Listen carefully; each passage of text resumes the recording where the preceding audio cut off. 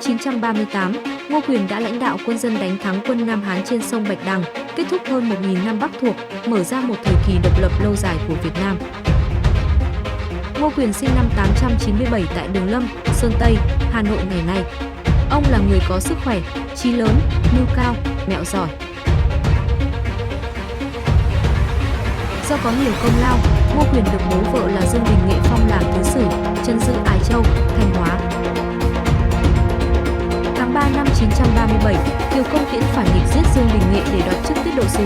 Ngô Quyền biết tin liền kéo quân từ Thanh Hóa ra. Trước sự phẫn nộ của nhân dân, Kiều Công Tiễn đã cầu cứu vua Nam Hán.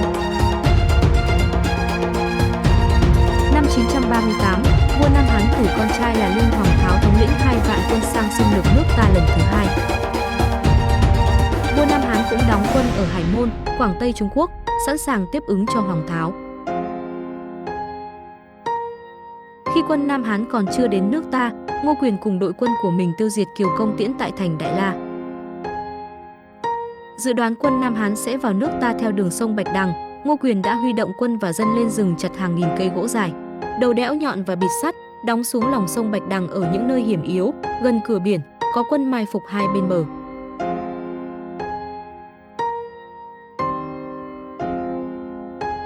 Cuối năm 938, đoàn thuyền chiến do Lưu Hoàng Tháo chỉ huy kéo vào vùng biển nước ta. Ngô Quyền cho một toán thuyền nhẹ ra đánh nhử quân Nam Hán vào cửa sông Bạch Đằng lúc nước triều đang lên. Do nước thủy triều lên ngập kín bãi cọc, Lưu Hoàng Tháo đốc quân đuổi theo, vượt qua bãi cọc ngầm mà không biết.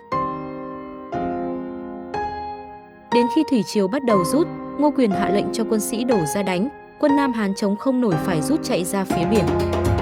Đúng lúc nước triều rút nhanh, bãi cọc dần nhô lên, quân ta từ phía thượng lưu đánh mạnh xuống, quân mai phục hai bên bờ đánh tạt ngang. Quân Nam Hán rối loạn, thuyền xô vào bãi cọc nhọn và lần lượt bị cọc đâm thủng, vỡ tan tành. Số thuyền chiến to nặng bị mắc cạn, không thể thoát khỏi bãi cồn. Quân ta với thuyền nhỏ, luồn lách, xông vào đánh giáp lá cà rất quyết liệt. Quân địch bỏ thuyền nhảy xuống sông, phần bị giết, phần chết đuối, thiệt hại đến quá nửa. Lưu Hoàng Tháo cũng bị thiệt mạng.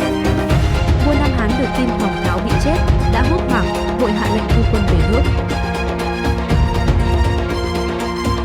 Mùa xuân năm 939, Ngô Quyền lên ngôi vua, lập ra nhà Ngô, đóng đô ở Cổ Loa, Gia Lâm, Hà Nội, trị vì đến năm 944.